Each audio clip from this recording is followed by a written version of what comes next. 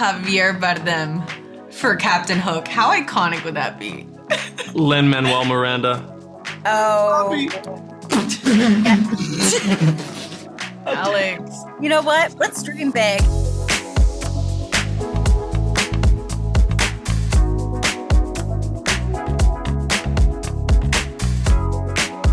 My favorite number from Descendants Wicked Wonderland is Go Live It.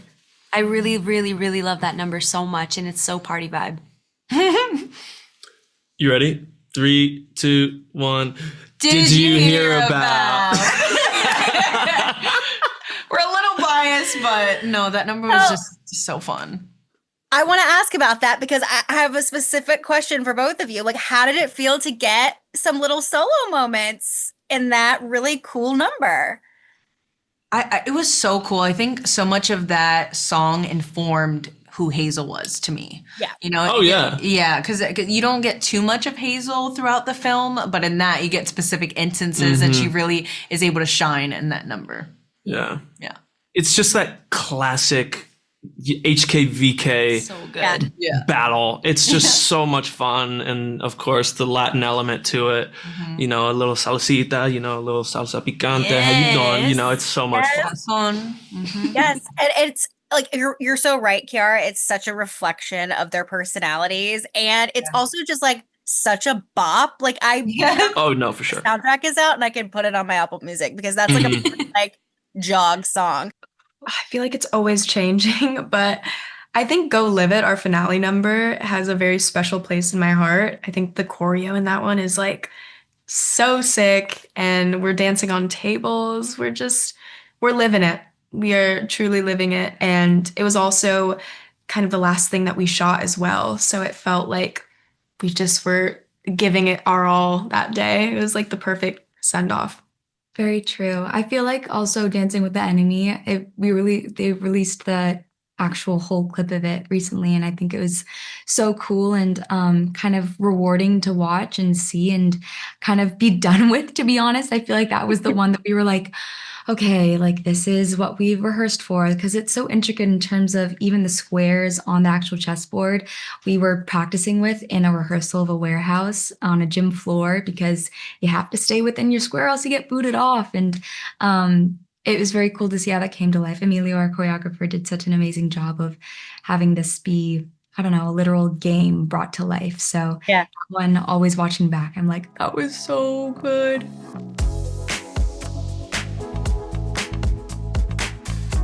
So wild. Well, when we were rehearsing for Dancing with the Enemy, literally we were in the, room or whatever, and they would like put tape down to make it look like the chessboard, the individual tiles. And that's how we rehearsed. So we would, we remembered everything from rehearsal, brought it to the set. And the first time we walked on set and saw the big chessboard, we were all in shock. Yeah. Oh, We were not expecting it to be that huge. Like, it was humongous. crazy. Everything was life-size, the grass, the basket, the clock, the tiles lit up. Like, it Yeah. was so insane. Yep. So, I asked about this last week. I was gagged when I found out that it wasn't like a green screen effect. Yeah. no, practical. Yeah. It's all Like real. a wall Yeah. of flowers. Yep. It was all real.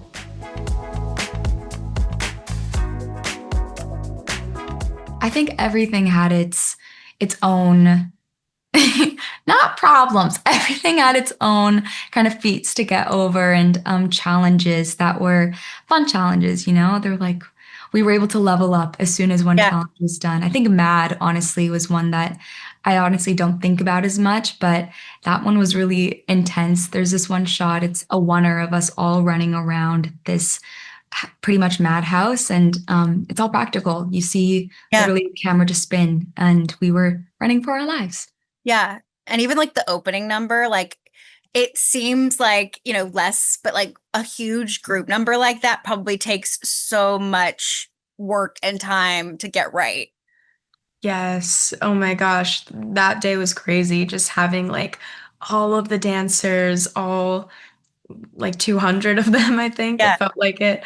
But also it was cool because when we show up to set and do these dance numbers, we're already so in lockstep with each other because of the fact that we have like these 5 weeks leading up to filming where we're just working on the dances, just drilling the choreo. So by the time we got to Perfect Princess and it was time to film it, we were like, okay, like let's lock in. Like we already had it in our bones marinating. So it felt like we were just like a dance army ready to go. Go live it. Me too. Okay. I would say so. Yeah. Because super intense, fast choreo. Yes, on a table sometimes. Yes, exactly. I was just about to say they were on a table. And then I think a big part that was very difficult that some people may not realize is we got so used to dancing in our Wonderland costumes that then you make this sudden switch and did you have different shoes as well? Yeah. Yeah. So we all are wearing different everything head to toe. And so, you know, it gets hot, it gets heavy, and you're just like, yo, it's tough. Yeah. That's true. Yeah. Out of all, like, when you look at like all the musical numbers, who from the cast needed the most time to practice? Because everybody's a great dancer, but like, who needed the most time to go over their moves? I don't know. I feel like they gave us 5 weeks of that rehearsal period for a reason, and we kind of all helped each other and would practice on the sides. Yeah, And, very I'm true. really grateful for that time, but we all we worked really hard. Yeah. Every single person in the cast. You know what? We would do rehearsals with all of us present, and then they gave us the option to where if you need extra practice, like Yeah. the skeleton crew will Right. like stay after hours to help you. Skeleton Thank crew was so you. Yeah. they were Wow. Love you, Billy. We were all putting in so much hard work. yeah. Yeah. I was gonna say, like, the dancing and the moves in this movie really are on like another level compared to Yeah. the last movie. Like, it is like, I was taking deep breaths. Like, I'm like Yeah. freaked out and just watching this.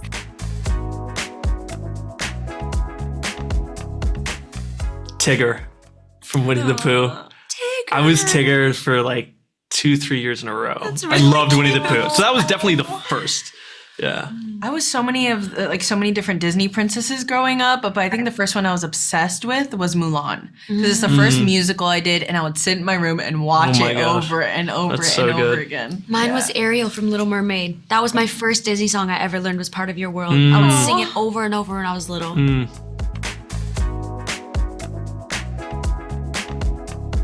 Potential. I feel like it's not a Descendants movie without you thought the story was over. Yeah. Yeah. Literally, that's just like, that's iconic. But I feel like I would really love to see Pink Evil.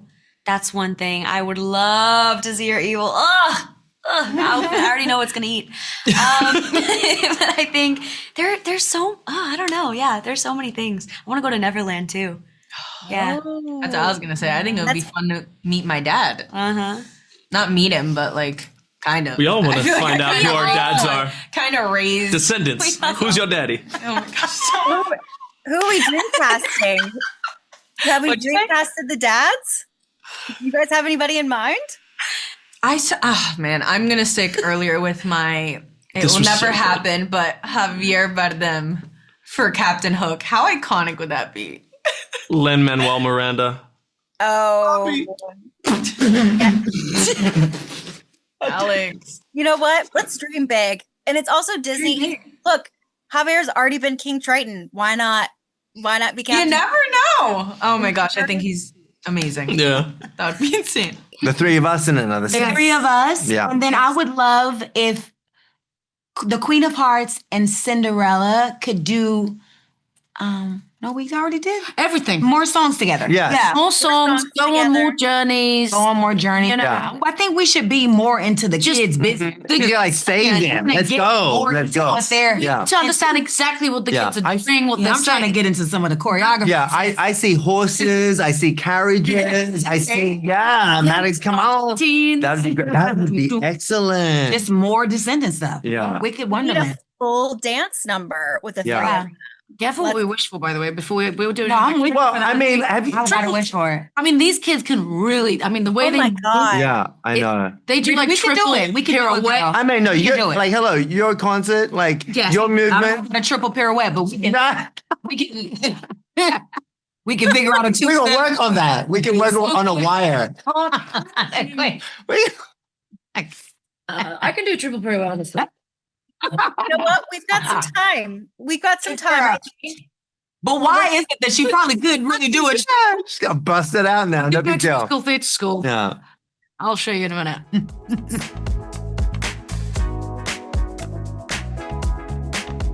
It was brilliant. It was a dream come true because when I did the first Descendants, I really wanted to sing with Rita, and they we did, and I love the song, and we didn't get a chance to record it together, but on the set, just our energy together, our chemistry, our love for one another is just unmatched, and I'm just so blessed that we did it together. Me too. I mean, it was one of my things in my life to ever want to work with Brandy as a music fan.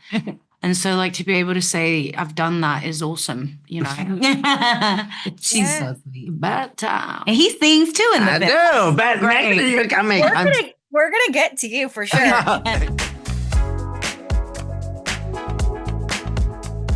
I love the Pans because the Pans had purpose. She was going in to rescue her bestie. So she had to do what she had to do, and she couldn't do what she had to do in that dress. that's right. It's like taking your shoes off, you know, to get to where you to need get to. dirty, yeah.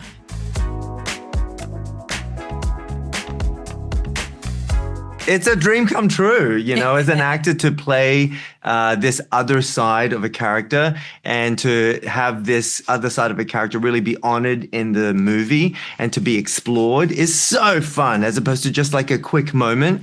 And to also express it as an actor that now as a song. I've never done that before. Yeah, and so I was so happy that I was able to expand myself and explore this side at singing and to be sitting next to these two legends. Like, oh my gosh, are you kidding me? We love you. Oh, I love you too. We need to have like you know, all three of you potentially in the next movie. Yeah, Really special. doing a song. For sure. I'm gonna manifest it.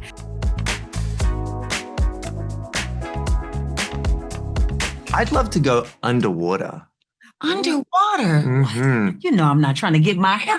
No, but you know, in the Descendants, like hair never gets wet. You know, black girls don't really like the water. But it never gets wet. You could be in the ocean, but like, you know, the hair be flowing. Come on. I love the nature and like still being outside. I just think that's really cute, like the forest and the mysticalness of it all. So Arundel's out, I'm guessing. Absolutely. Absolutely. Neverland is a potential. That's true. Oh wow, that's actually great. We were just That's talking about that. a great idea. Did she say Neverland. Neverland. But we were just talking, that is so crazy that it's you said that. amazing? Yeah. Come on, Neverland. Well, I'm gonna manifest all of this. But I think you just manifested. I think so. I think it's on its Just happened. way. That just happened. So it happened.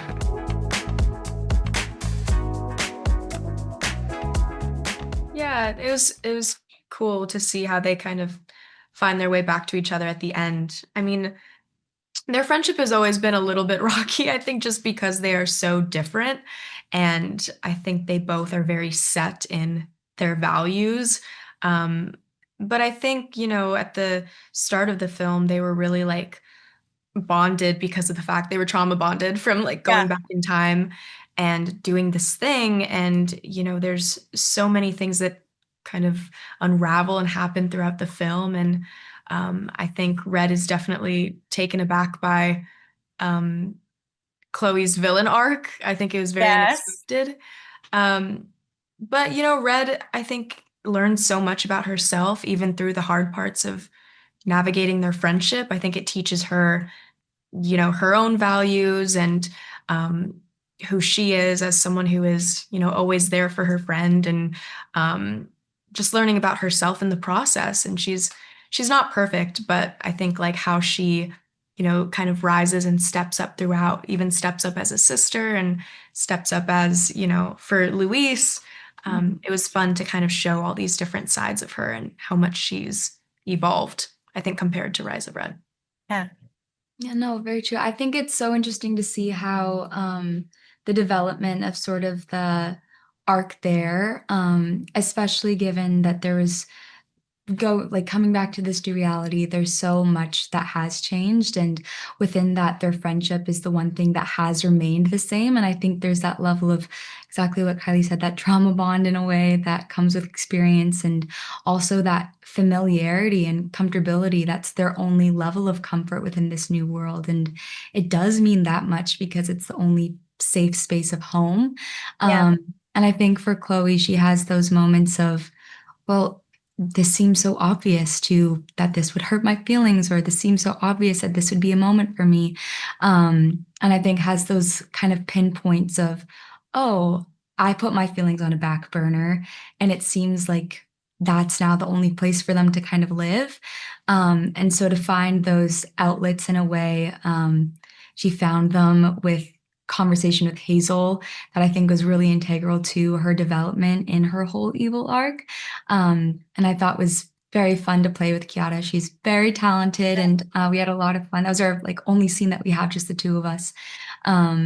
And so to see how that kind of resembles our conversation with Pink later on, and then our conversation with Max, and then our conversation with Red, it's kind of all agreeing to and validating her emotions throughout the entirety of the film to get to that breaking point. It's that sort of villain origin story that you get to see build and build and build, and you have empathy for. So to be able to portray that, and to get to that ending point as friends and getting back to that comfortability and that space of home, I think is really beautiful, and just kind of shows how when you have that authentic love with somebody, it shows and consists and persists through it all, even the highs and lows, even with a Uraculum based evil bracelet. Right. That's right. It did glow. I understood why she was You like, know, you know what? sparkly. It's Knew sparkly. it.